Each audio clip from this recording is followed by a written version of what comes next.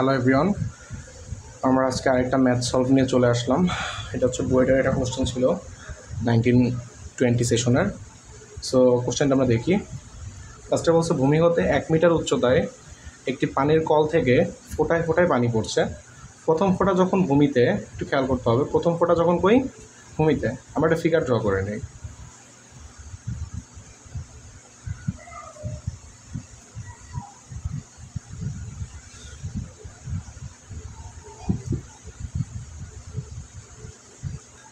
ওকে, প্রথম ফোঁটা যখন ভূমিতে আসে তখন দ্বিতীয় ফোঁটাটা আমার কলের এই জায়গায় আসছে, দ্বিতীয় ফোঁটাটা মধ্যবর্তী কোনো একটা জায়গায় থাকবে, রাইট?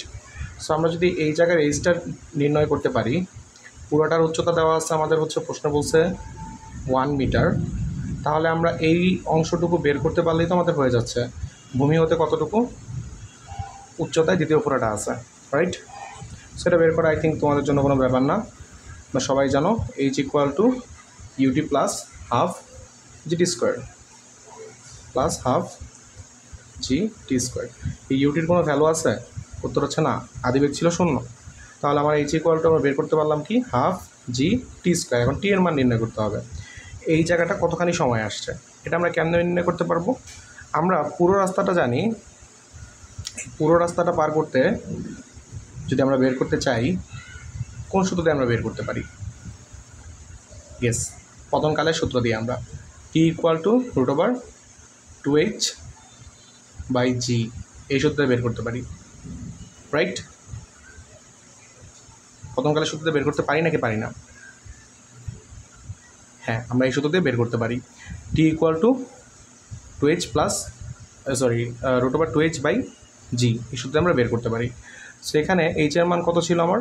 2 × 1, জি এর মান কত? 9.8, রাইট?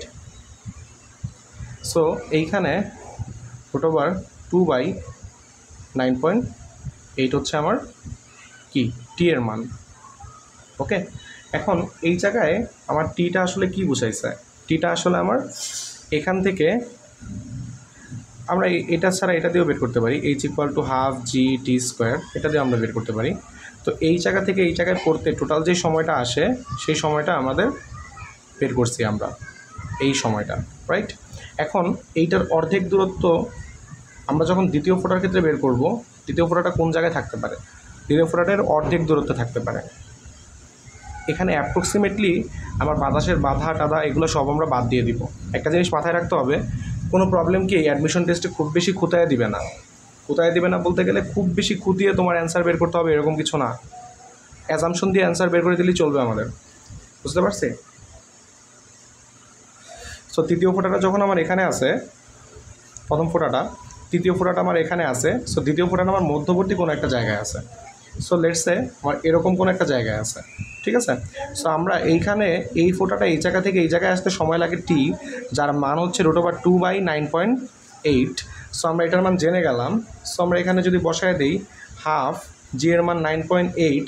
এখন খেয়াল করো তো, এর এই জায়গায় আসতে তার অর্ধেক সময় লাগছে না, যেটা হচ্ছে হাফ অফ টি।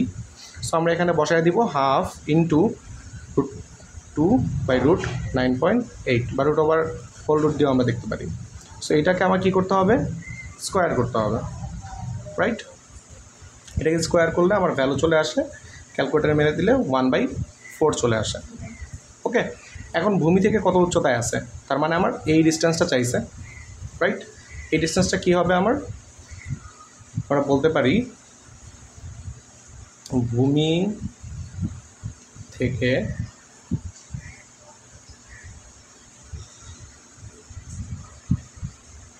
দ্বিতীয় ফোঁটার উচ্চতা 1 minus H, that means 1 minus 1/4, 3/4 metre বা 0.75 মিটার।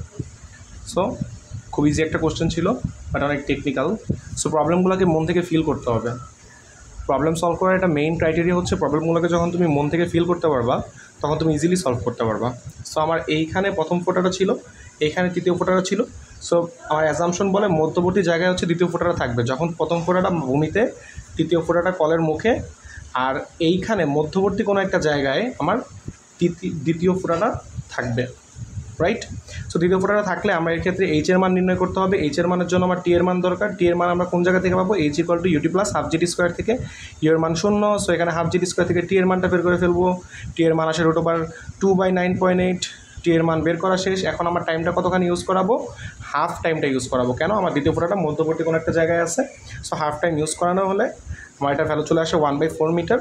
সো এখানে 1 থেকে বাদ দিয়ে দিলে আমার এটা চলে আসে। সো আই গেস তোমরা বুঝতে পারছো। সো প্লিজ এরকম ভিডিও দেখতে চাইলে চ্যানেলটাকে সাবস্ক্রাইব করো। আই গেস এরকম ভিডিও পাশাপাশি টেকনিক্যাল ভিডিও পাবা। সো চ্যানেলটাকে প্লিজ সাবস্ক্রাইব করো। থ্যাংক ইউ সবাইকে।